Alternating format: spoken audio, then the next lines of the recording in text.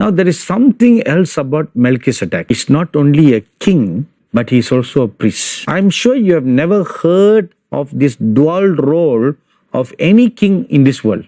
Now, there were so many kings who ruled India before the British came. In Tamil Nadu, there were many kings. There was a king of Udaipur, of Jodhpur. Each city was ruled by a king.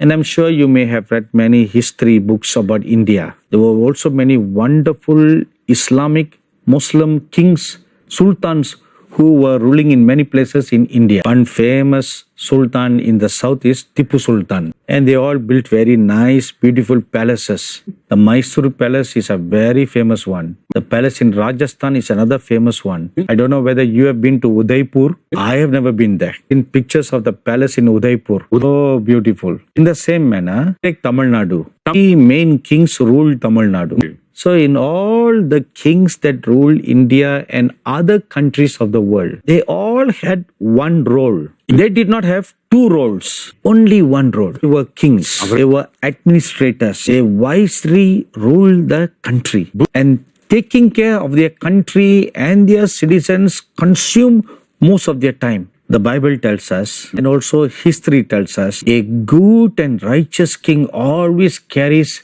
the subjects in his heart. And a good and righteous king, his throne is built on righteousness. One such great wise king who lived on the world is called Solomon. You know, he is not a mythological figure. He's a real historical person. And the Bible tells us there wasn't any wiser person on this world like Solomon. How was he able to be so wise? God gave him that gift. Once two mothers came to him for a problem and they brought a newborn baby to him.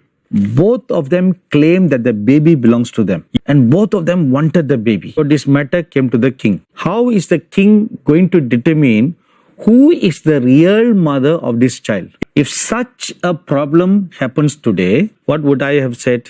Okay, go and take a DNA test. Then we will determine who is the real mother of this child.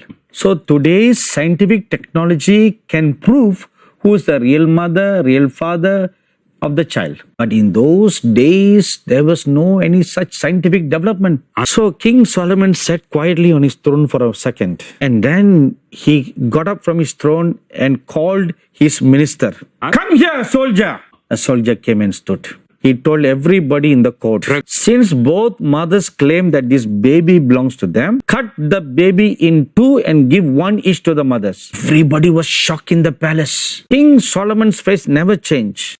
He told the soldier, do as I say. And the soldier lifted up his big sword to cut the baby in two. Instantly, one woman fell at the feet of Solomon and cried to him, King, don't cut the baby. King Solomon looked at the other woman. She was standing arrogantly and just smiling to herself. Yes, cut the baby, cut the baby. But this other woman fell at the king's feet and cried and cried. Oh, great king, let not my baby be killed. Give the whole baby to that woman so that at least my baby can live somehow. When the moment King Solomon saw that, he said, this woman is the true mother of that baby. The other woman is a fraud because as soon as I commanded the baby to be cut, the true mother's heart leapt for compassion. And everybody in the palace heard the judgment of King Solomon. They all stood up, clapped their hands, bowed their head, and respected the great wise King Solomon. That was how righteous King Solomon was. So a king is always concerned about the goodness and the welfare of his people. But Melchizedek was a little different. He was not only a king, he also had another very important role. What is that role? We will study that next. God bless you. Send us your testimonies and feedbacks to